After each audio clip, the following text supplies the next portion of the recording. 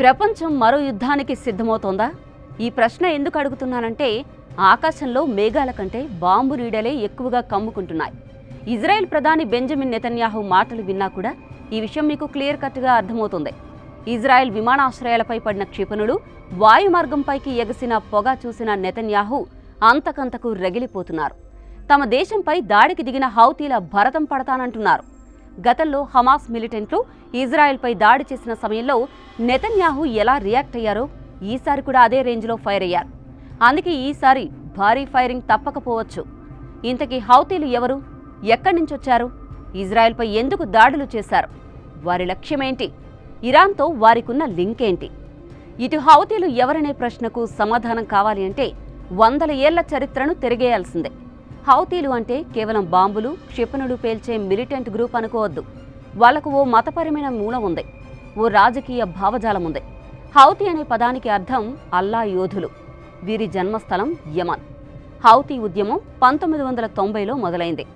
మతపరమైన సంప్రదాయాలు, హక్కులతో తమ వర్గానికి గుర్తింపు లభించాలనే దిశగా సాగిన ఉద్యమం ఇది.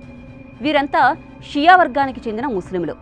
ఇక ఈ ఉద్యమానికి నాయకత్వం వహించిన వ్యక్తి పేరు హుస్సేన్ బద్రుద్దీన్ అల్ హౌతీ. హుస్సేన్ మరణం తర్వాత ఆయన పేరును ఉద్యమం పేరుగా మార్చుకున్నారు. అందుకే ఈ గ్రూప్ను హౌతీ అని పిలుస్తారు. మొదట శాంతియుతంగా తమ వర్గం హక్కుల కోసం మొదలైన యుద్ధం 2004 నుంచి హింసాత్మక మార్గం వైపు మళ్లింది. ప్రభుత్వంపై తిరుగుబాటుకు ఆయుధాలను వాడడం ప్రారంభించిన నాటి నుంచి హౌతీలను ఓ మిలిటెంట్ గ్రూపుగా ప్రపంచం చూడడం మొదలుపెట్టింది. ఇక 2014లో హౌతీలు యమన్ రాజధాని సనాను ఆక్రమించి దేశాధికారాన్ని దక్కించుకున్నారు. నాడు హౌతీల గెలుపుకు కారణం ఇరాన్ ఇచ్చిన మద్దతే. ఆయుధాల రూపంలోనూ, శిక్షణల రూపంలోనూ, వ్యూహాల్లోనూ ఇరాన్ హౌతీలకు నేరుగా అండగా నిలిచింది. ఇది అమెరికా, ఇజ్రాయెల్తో పాటు సున్నీ మెజార్టీ ముస్లిం దేశాలకు నచ్చలేదు.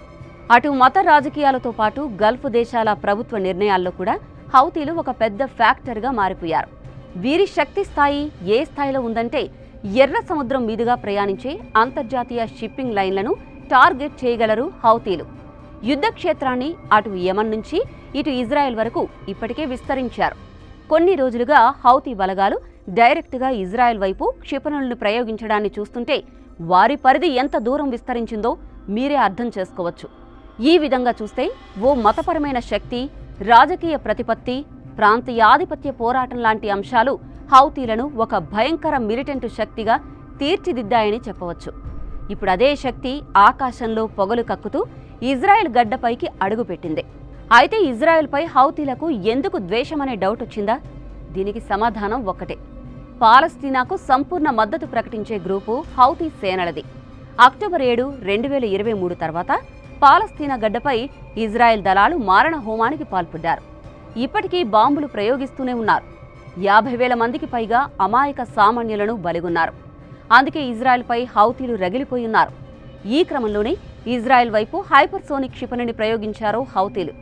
ఈ మిస్సైల్ ఇజ్రాయెల్ బెన్ గురియన్ అంతర్జాతీయ విమానాశ్రయానికి సమీపంలో పేలింది.